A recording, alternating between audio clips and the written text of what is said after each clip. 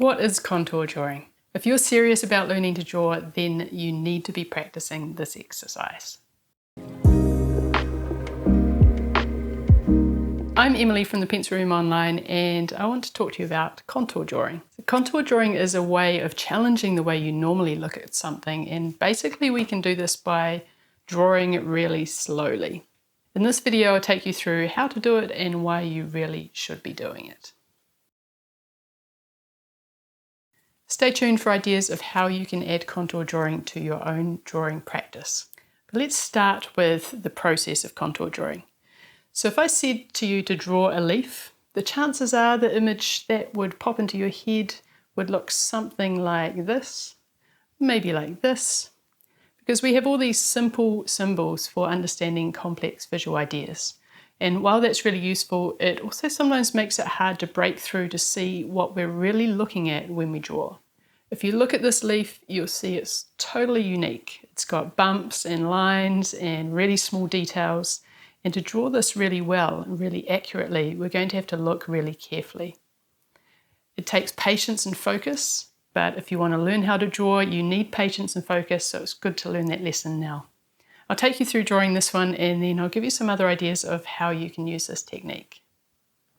You're going to start by finding a point on the subject you're drawing and placing your pen on the paper, and then slowly moving your eye around the edge of what you're drawing, and your hand is going to move at the same time. Your hand is going to draw everything your eye sees, so try to look at everything. You can draw around the edge, you can draw the contours or the lines that you can see that go through the subject. But you're going to look slowly and draw slowly. So think millimetre by millimetre or 1/16 of an inch by 1/16 of an inch, depending on where in the world you are. Your hand is also going to stay on the page and draw a slow, steady line. This isn't about gauging lengths and widths and getting correct proportion. For that, we need to do a bit of planning before our drawing. But for this exercise, we're not concerned with that. Although if you practice contour drawing enough, you'll start to find that you can actually paste your hand and your eye together and get pretty accurate proportions. If you make a mistake, you can go back to a point that you're happy with and just continue to draw over where you went wrong. This is not about producing a pretty drawing. Really resist the temptation to change the drawing to try and make it look good. Instead, just trust in the process and stay in the moment of looking and drawing exactly what you see. Think 70-30.